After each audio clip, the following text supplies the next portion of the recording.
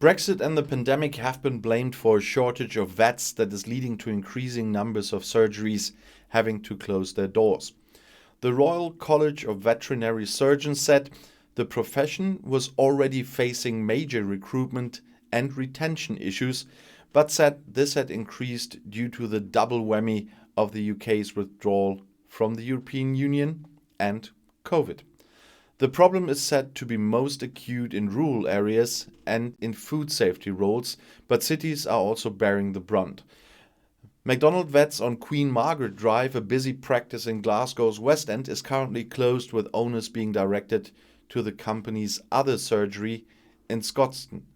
A spokeswoman for the firm said the temporary closure was due to vet shortages.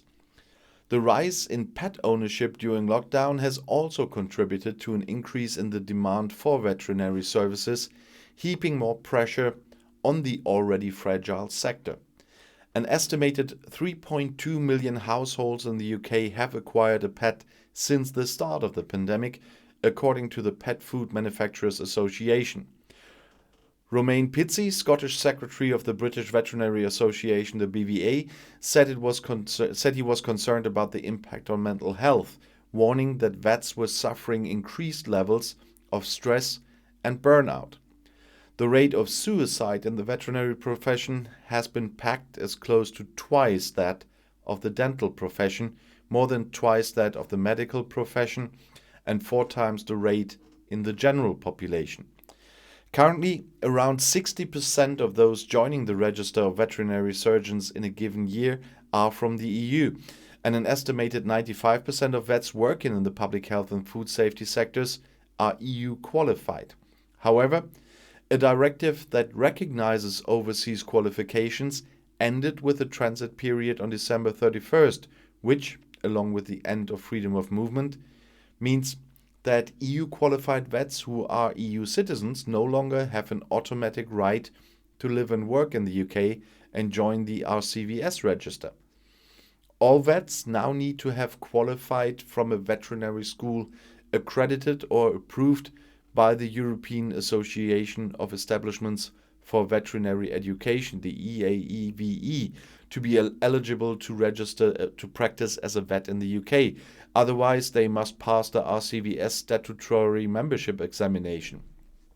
The RCVS successfully lobbied the Home Office to add veterinary surgeons to the shortage occupation list, meaning that qualified veterinary surgeons are prioritized for visas and some of the immigration barriers are lowered for them.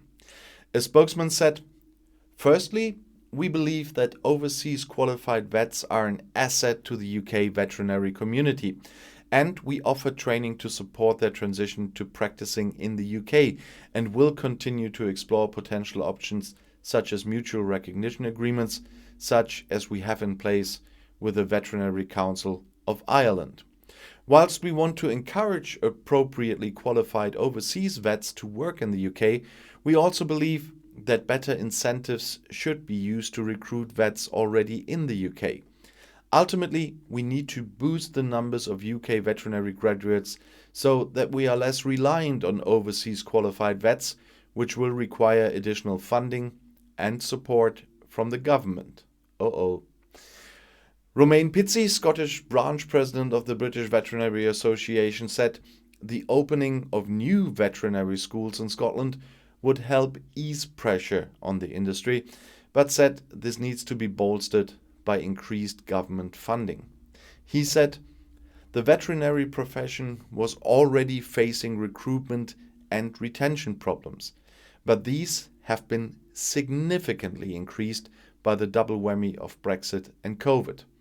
The workload has increased, but the supply of vets from the EU has dried up. The impact is felt even more in rural and remote communities and in public health roles such as food safety. The veterinary profession has worked incredibly hard throughout the pandemic, and we are concerned about the impact of stress and burnout on our colleagues. Across the sector, we're doing a lot to try to stop the leaky bucket by improving workplace conditions.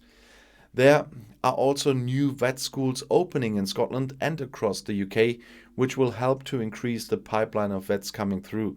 But this must be accompanied by sufficient funding and resources. Otherwise, we are robbing Peter to pay Paul. And I'll see you in my next video. Bis gleich.